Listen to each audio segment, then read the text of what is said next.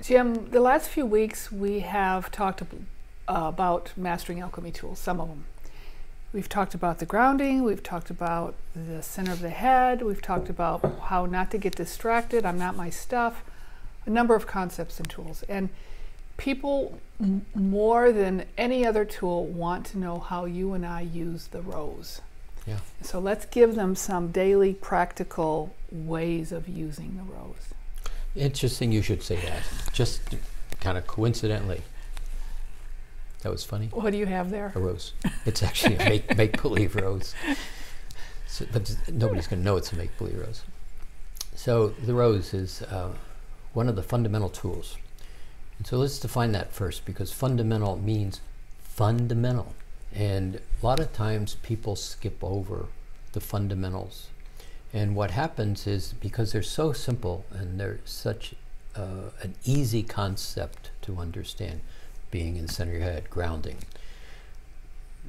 they are the foundation that allows everything else to work. And so people skip away, you know, it's like, oh no, give me the good stuff. This is the good stuff. Because if things like the platform of words and observing from your side of your rose and staying in the center of your head, all that gives you the opportunity to be in present time and then choose. When you are in a reactionary state, when you're in worry or fear, when you don't have a distinction between what's mine and what's not mine, the tendency is go into anxiety and fear and off-balancedness and very much into the future anticipation and worry. So this tool, this rose, allows you to discern in a way that makes everything absolutely much more comfortable to navigate. And I watch people take the level 1, the level 2 work, and one of the things that's always fascinating is we'll do a level 2 conference, and the very first thing virtually we do is the rose, and people go, oh well, we've done that for the last 6 months.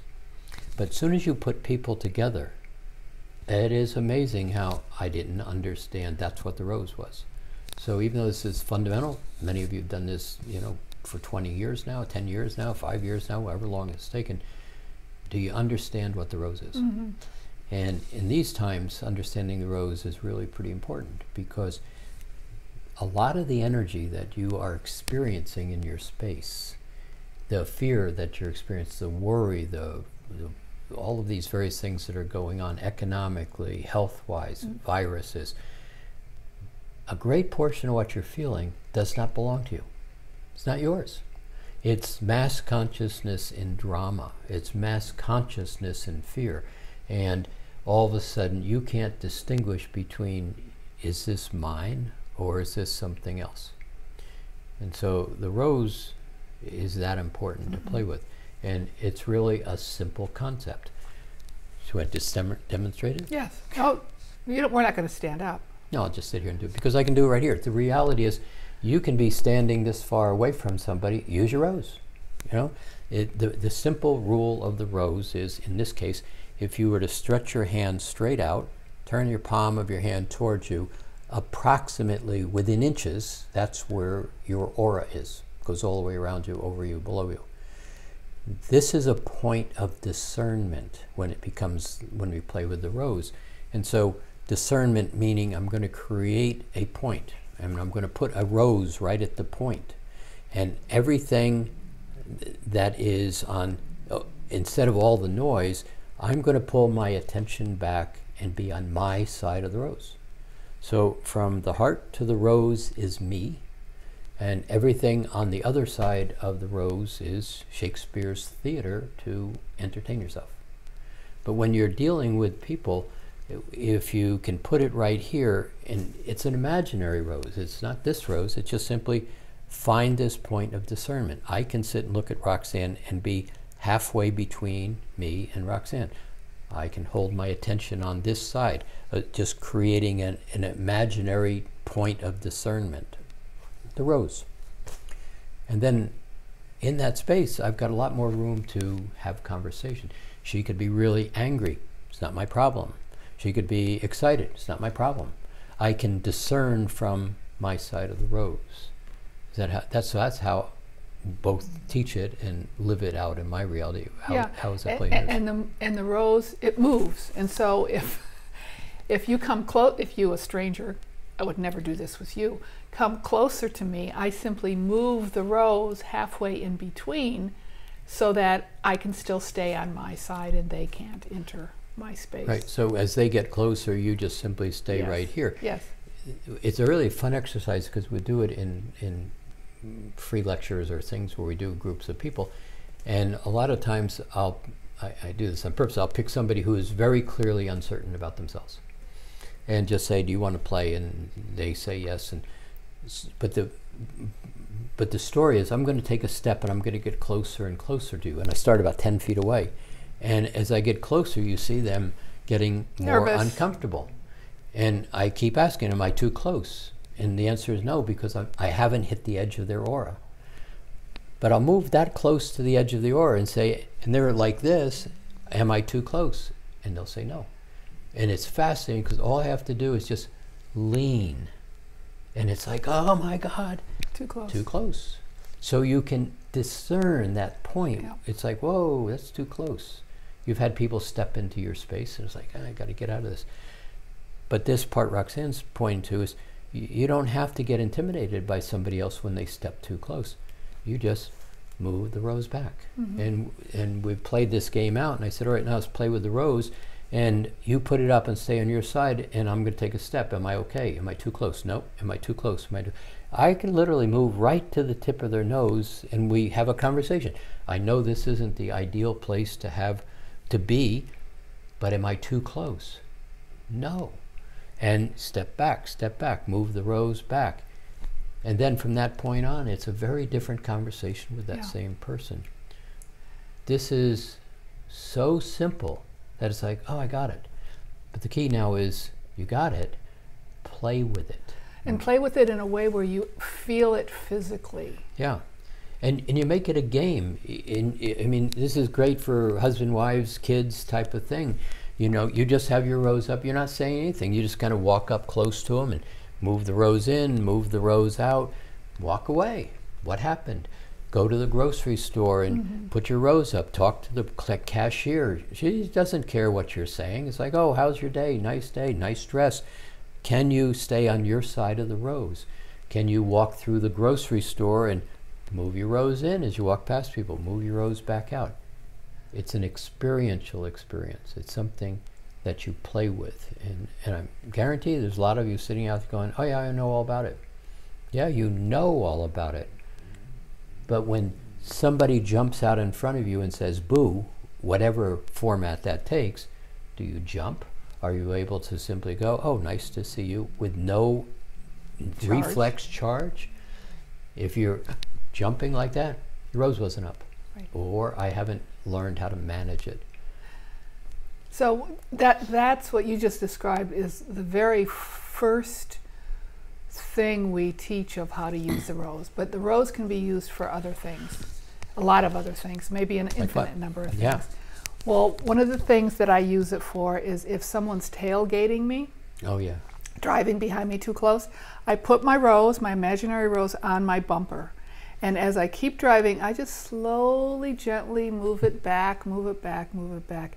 And inevitably, that car just starts moving away. Right. And I move the rose back to whatever I feel comfortable, and they stay on it. And I've done it in front and on the sides around the car. Sure.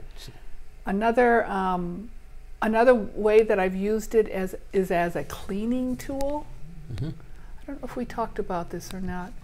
But if, for instance, there's something in my body that is uncomfortable, my hand hurts, we'll just make this up, I'll take in my quiet meditation space, I'll take my rose and I'll just I'll say, what color is that energy?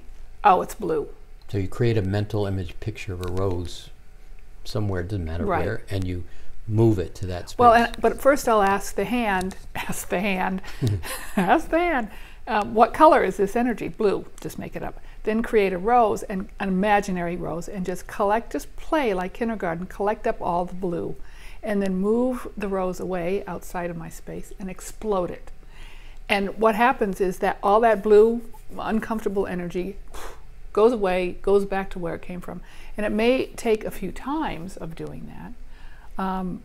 What we used to do in the level 1 also is just take that rose and run it through your space.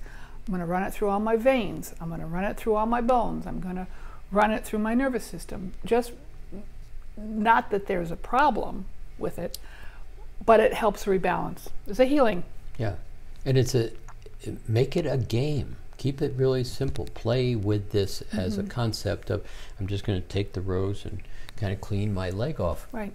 You know, enjoy the amusement of the experience you're having. And we talked about how to use the rose a few weeks ago to clean out the center of your head. So there's another way.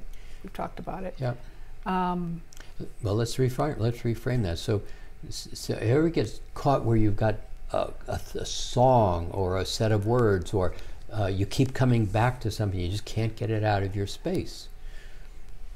Create the rose, and then just simply, a lot of times it's right in the center of your head, because that's where, bring the rose in there and create a vacuum rose. You know, make it up, make it a fun game, and then just kind of vacuum the center of your head. You know, move it around, collect up all the place where the song is stuck in your head, and take it out, and then explode the rose.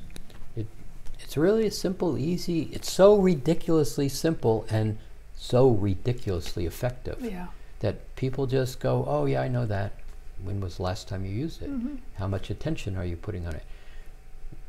We're in a time where a lot of things are changing, and one of the things you're going to hear me talk about all through this next year is the difference between I know that, like a book that sits on the shelf, that stays on the shelf and is never picked up again. Oh, I know that. I learned that 10 years ago. And the book you take off the shelf and you review, and then you walk outside and apply what's in the book. So this space of application of these tools, because I hear it from Mastering Alchemy people that are walking around the light body. Oh yeah, I know all about the light body. I know all about this. Yeah, but when was the last time you paid attention to and applied what you know? And we are in a transition, and that transition is going to take you to remarkable places in ease if you know how to manage your space. That's the caveat. It all starts with the rose, grounding, center of your head. These tools that we've kind of talked about in the last few weeks. Tools work. Tools work. We're going to shift something too. Let's say that right here. So, and you're going to hear me say this a lot over the year, because we're shifting an awareness. People say, well, how do I describe what we do? How do I describe, you know, I'm in year 3 of this work, and I still don't know how to tell people what I do. And so one of the things I'm going to suggest is you start to recognize this set of words. I'm studying concepts and tools that allow me to expand my skills and ability to consciously choose my experience. Really simple. But if you can begin to play with that stretch of words and treat it as a concept, one of the things that's happening right now is in these waves of light that are coming in, huge pieces of information. And when you can shift the concept to basically receive something in a place that you have never played with before, you're going to be stunned with the ease and the fun and the amazement of what's happening. Starts with the rose. Absolutely. Basics. Starts with the rose. Basics.